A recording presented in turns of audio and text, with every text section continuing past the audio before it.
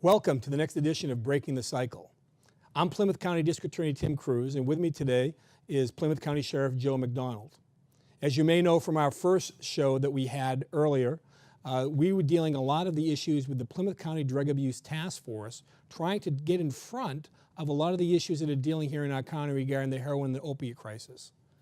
As we proceed in this conversation that we're going to continue to have with many people who are very interested and knowledgeable about this issue, we're going to also expand it. We're going to start looking other issues that we deal with in the DA's office and also the Sheriff's Department. And one of the things that we want to talk about today is the issue, the upcoming ballot initiative that's coming up regarding the legalization of the commercialization of marijuana.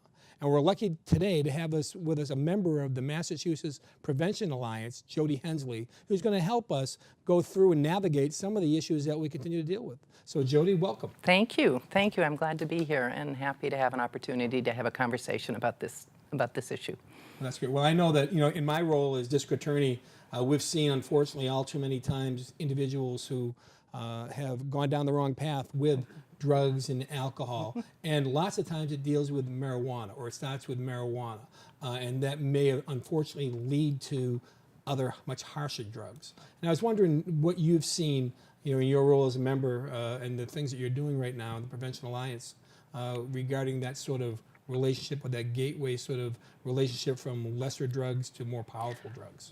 We call that phenomenon something different. We call it a neuropathway drug. And we know where the terminology of the gateway drug, which reflects the fact that we see most heroin addicts and opioid addicts having marijuana use on their path to addiction. But neuroscientists are able to peer into the brain and actually see why that might be happening.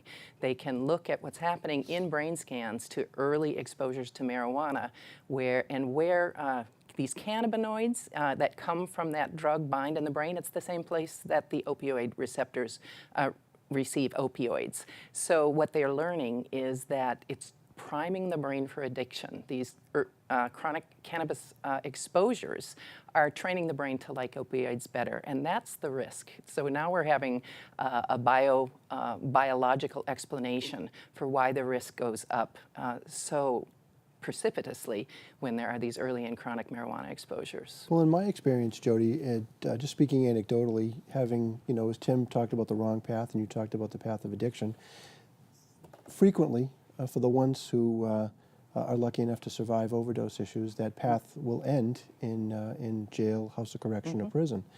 And I've had the opportunity as the sheriff to visit many of the drug treatment programs that we have inside and talk to a number of people who have committed awful crimes under the influence of drugs or to get drugs.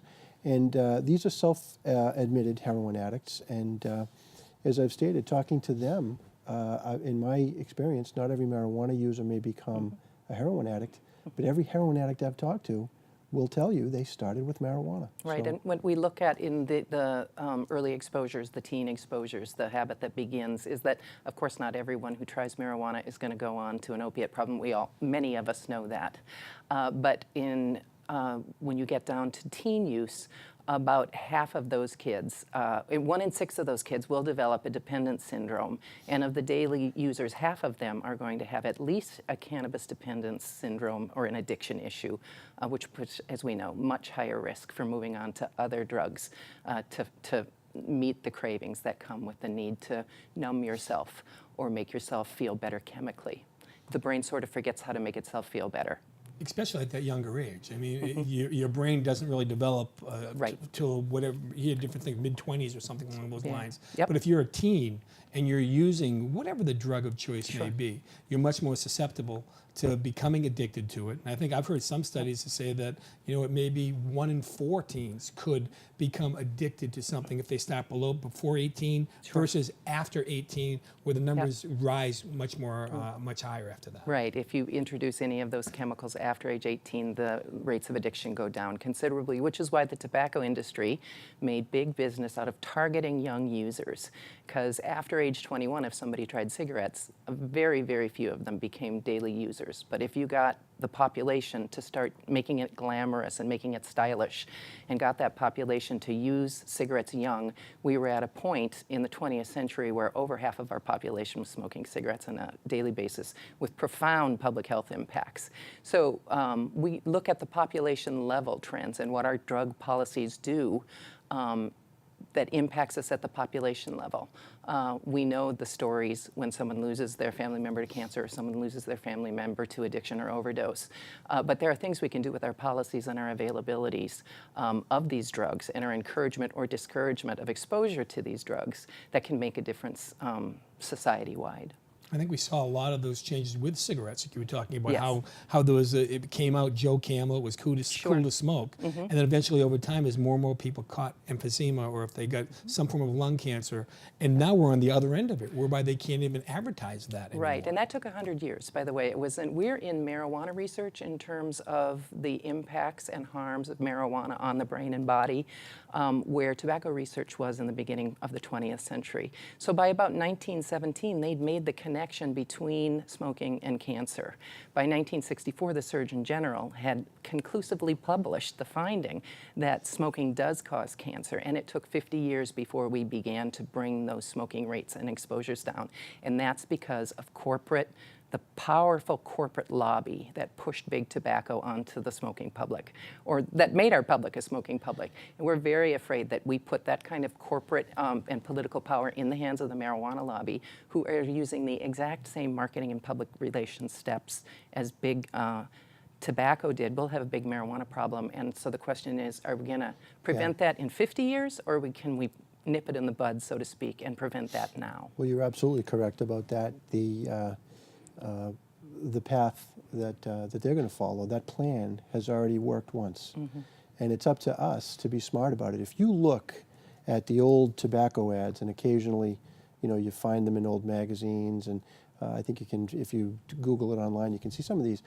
People were actually led to believe back in the early 20th century that cigarette smoking, particularly, try menthol. If you have problems with asthma, menthol cigarettes are a great thing for you. And they even had doctors who would tout the virtues of smoking cigarettes. Yeah, it's true. We have a lot of those advertisements. We can show you copies of those from the 50s and the 60s. They're actually kept on library at Stanford University now. And we look at those today and we chuckle and we laugh and we say, boy, what fools people were to listen to this. And I look around and I see the same type of advertising and the same type of propaganda, I'll call it for lack of a better word, that the marijuana lobby is putting out there with reference to, and I see you brought some of those, I actually which is been great. Heidi Heilman, and I hope you get to meet her someday, who's the president of the Mass Prevention Alliance, who's been working tirelessly on education and advocacy about what drug policies do, the impacts on youth and youth users. So she's actually flying home from Denver today. But I can share, so these are some of the advertisements that have shown up in the Denver Post. You have Santa Claus selling marijuana. Santa Claus selling marijuana. And this is high potency marijuana. This is another thing that the people need to know is this is not Woodstock weed.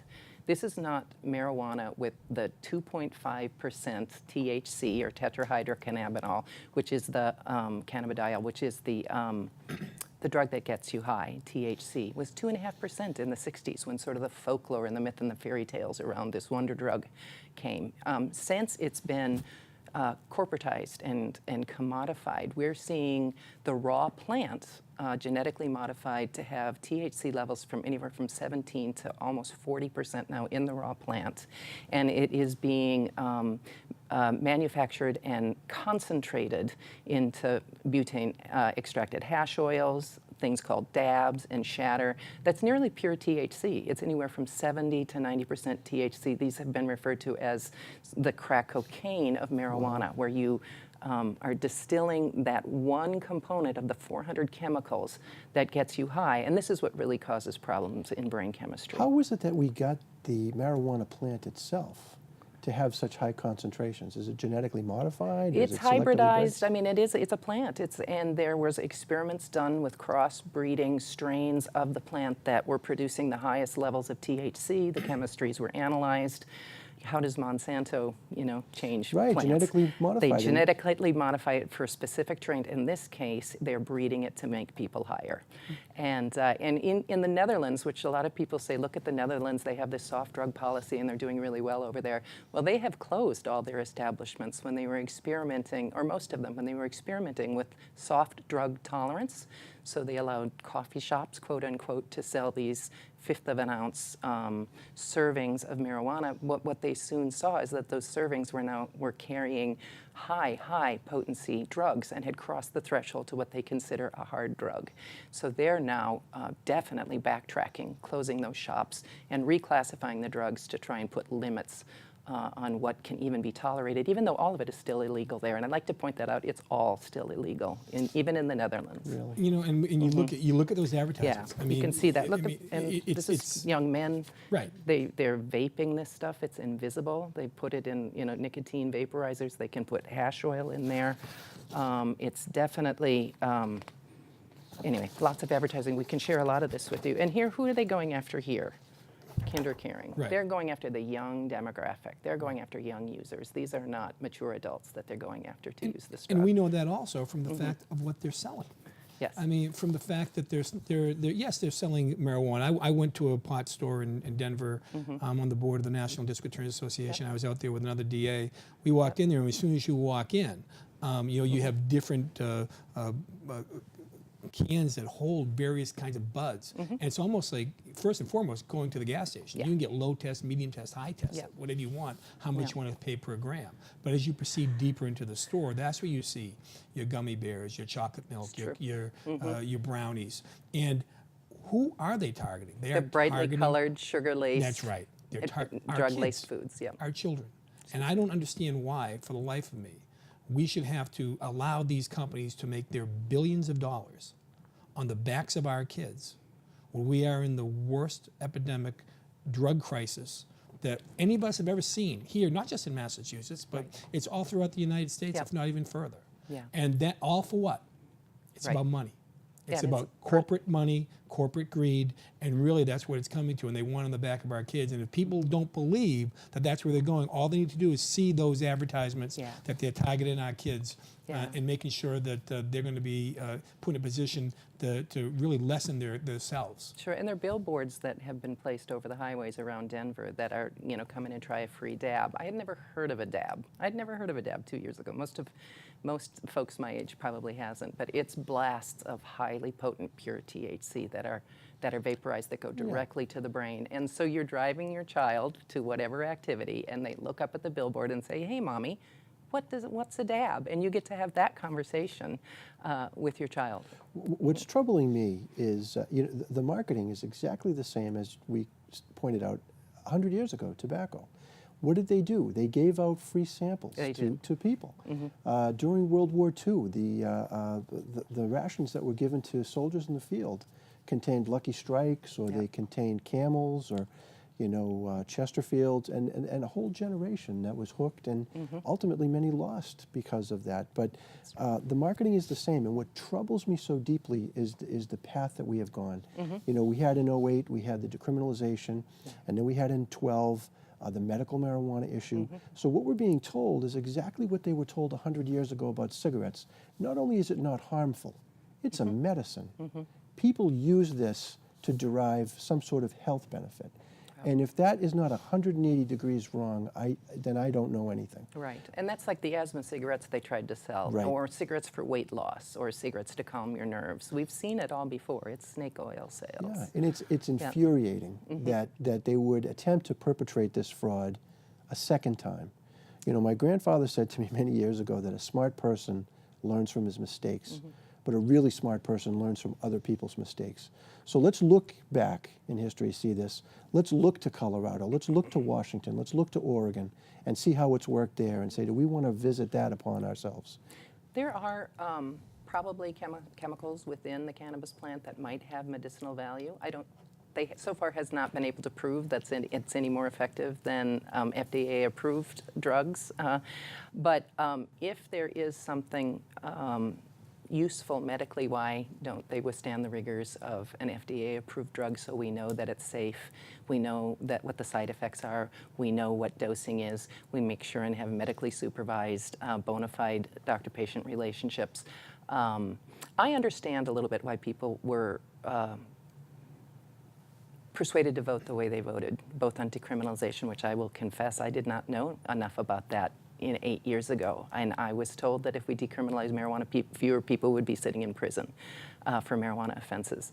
Little did I know that there weren't people sitting in prison for simple marijuana use. Exactly. And the 1 ounce that they legalized, I have a photo here of what 1 ounce looks like. It's 50 joints. It's a baggie of 50 joints. I can show you that. That's what 1 ounce of marijuana is. So little did I know. And the campaigns for medical marijuana played directly on compassionate sympathies for people who are suffering. That somehow people were persuaded that if you're dying of cancer, this drug should be available. So I understand why people may have been persuaded to vote. But if you get into the details of the law, which is what I urge people to learn about this time around, this is a 24-page law. Like the last one was a little shorter, but it's Byzantine, it's difficult to read, it's hard to decipher even when you're spending a lot of time in there. So get educated about what is actually in this law and vote on whether that law creates a system in Massachusetts that's better for communities or worse for communities, that will create more drugs in our communities or fewer drugs in our communities. That's what people need to be voting on. I think back in '08, I know myself and all my fellow DAs here in Massachusetts, we all stood up against the decrim of less than an ounce of marijuana. I understand. And we were steamrolled, financially speaking. Backing monies came from outside the state. And notwithstanding, I think our efforts, it happened. Yeah. And now I think we potentially see ourselves in another situation. But I think it's a bigger and a stronger group this time that is more vocal, that is talking. It's not just the DAs and the sheriffs who are all against this here in the Commonwealth, but it's also the mass medical society. It's people with no skin in the game per se, except for the fact that they want to try to see the right thing happen and people stay safe. In my business, in trying to figure out what would happen on a drugged driving case where somebody gets killed, where we have no, like in an OUI alcohol, we have breath tests, we have potential blood tests can be there, we have definitions as to the parameters of a .08 is per se under the influence. There's nothing like that in marijuana. It's tougher. And as we sit here right now, there's no law in Massachusetts, although some people are trying to get it passed, whereby if you're smoking a joint driving, that you can be pulled over for that. But if you're drinking a Budweiser, you can. So our laws in Massachusetts have not caught up where we are, even from 8 years back with the decrim. Right. And you're absolutely right when you talk about the person, the fictional person they talk about, that the nonviolent drug offender who's sitting in jail. My response is always the same. Name him or her, because they don't exist. And in Massachusetts, quite honestly, you got to earn your way in jail. And nobody is going to jail for 1 joint, 2 joints, or things like that. It's always 1975. just not happening, you know? And when we're dealing with people who are selling drugs, people who are trafficking drugs, those are the individuals that belong in jail, the people that are peddling the poison that are hurting our kids, hurting our communities. And I just find it ironic that, we're going to be opening a door where it's going to make it virtually impossible to prove OUI drug cases. Very difficult now as it is. Right. But without the parameters being set forth, we're going to have some terrible, and you just know this, we're going to have some terrible incidents where people are going to get hurt or killed, and they're going to be tragedies for the victims in these cases, but they're going to be coming. I live up in Worcester County, and that's where Trooper Clarity was killed on the roadside after being struck by a driver who had just left a marijuana dispensary within the hour, who crossed 3 lanes of traffic and crashed into the officer, killing a father of 6 on the job, as a state trooper trying to keep our highways safe. So we've had a dramatic wake-up call to the consequences that we could have in store. And we're looking at data coming out of Colorado and out of Washington. AAA released a report showing this steep incline in marijuana-related car crashes and deaths in Washington state. The same is true in Colorado. And as a matter of fact, Fortune magazine just released an article this morning Is Pot Losing Its Buzz in Colorado by Jennifer L. Sever. And I would take a look at this article because she goes deep into the negative consequences and basically the buyer's remorse and the communities. And it's actually smaller, more struggling communities that are having the worst impacts. They're the least able to defend themselves against the industry and against the proliferation of the drug in their communities. They were sold a bill of goods, essentially, for lack of a better term. They were told that this would be a panacea of tax revenue Right. that would more than offset whatever costs that they were going to have. You know, we talked about the public health costs before, about the, or the public health impact of smoking. The economic impact is just as significant, and perhaps even more so, and we know that's what's driving this. But they have found, and their tax rates are much higher than those proposed here in Massachusetts. By 4 times. By a factor of 4. This particular law, we really need to pay attention to the flaws. And when you see how much this is costing them, you know, the opportunity cost, the direct economic cost, the medical costs, it's absolutely Well, the director staggering. of the marijuana program in Colorado issued a statement just at least last week saying, do not do this for the money. This is not a moneymaker. We know that, you know, a vice-related industry is a dollar drainer, and it's going to be no different, and it is no different in Colorado for marijuana. The introduced public health, public safety, worker productivity, you know, addiction and recovery costs, and on are much higher. You know, in alcohol and cigarettes, it's a 10 to 1. And I would say if you did this with marijuana, it would be no different. When you take a look at I'd like to point out what happens when you legalize a drug in America. And I can show you, this is America on legal drugs.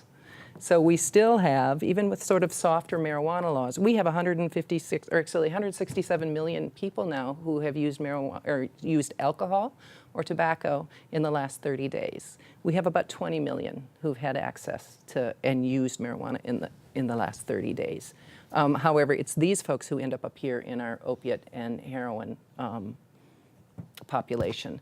But once you commercialize the drug, we don't want this 20 million to have an 8-fold increase when we know the cognitive and mental health and biobehavioral diseases that come from exposure to the drug.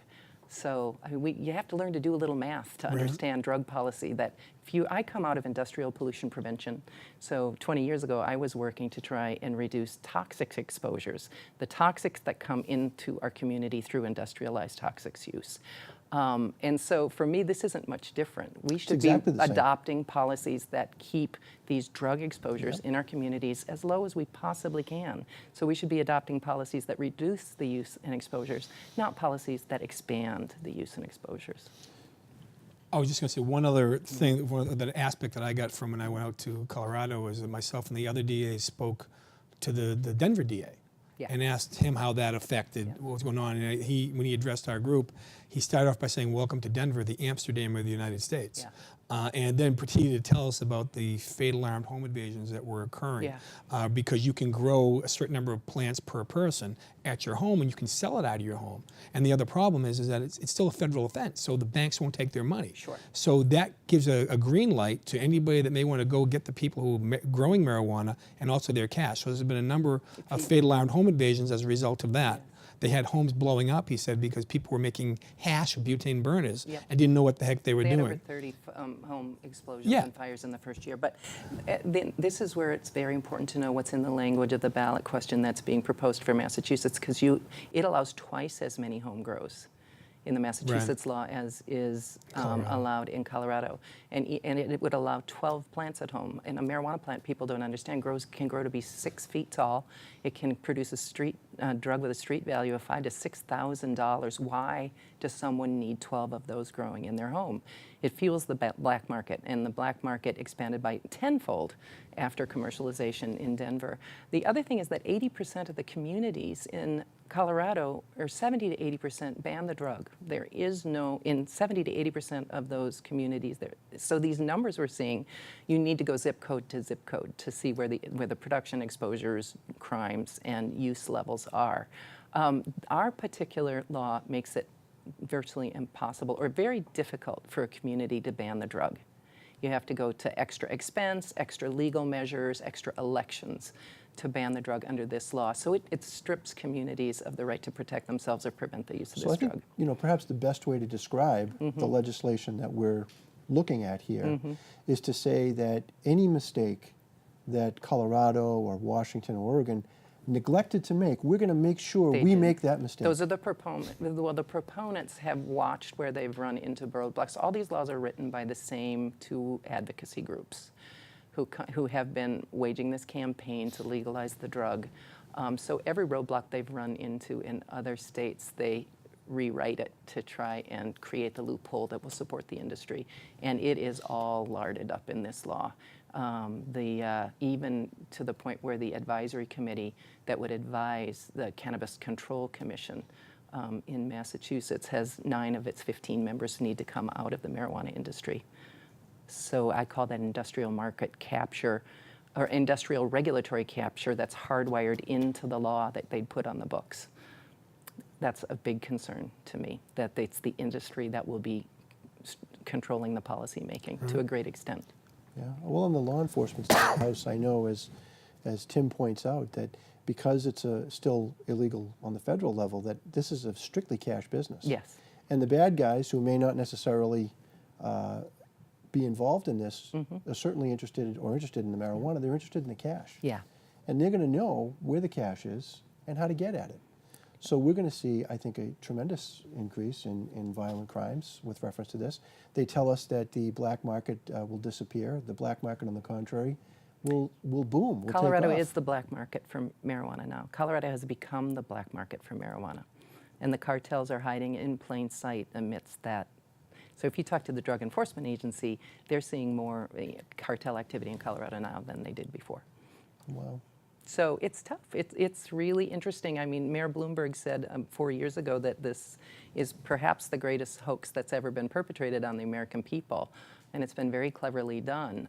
Governor Hickenlooper now is basically saying, wait and see. His advice to other states is slow down and wait a couple of years. Don't rush into this. Wait a couple of years so we know actually what this has done to us. Right. No, I agree, and I hope that the voters here in Massachusetts take his lead on that and wait till we see how everything really is going. Yeah. Well, as I said, I like to think we learn from our mistakes. And as I said, really smart people learn from other people's mistakes, and I think we're seeing that those mistakes bear fruit, and it's not pretty. It really is not pretty.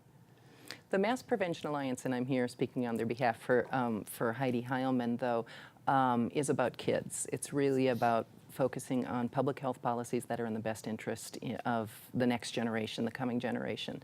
One of the things that's happened with this industry being able to promote itself and the sale of marijuana is that we have a generation that has this lowered perception of risk of harm of this drug. And Dr. Potea out in Western Massachusetts said, who's a family medical doctor with an addiction practice, says she's never seen a greater chasm between the perception of the harm of the drug under people 30 years old versus people over 30 years old.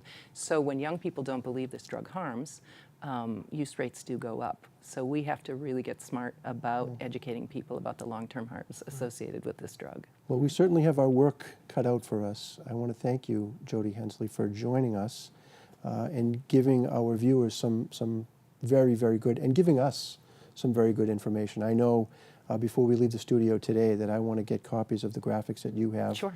And I want to thank my co-host, District Attorney Tim Cruz, and I want to thank the viewing public for watching us today.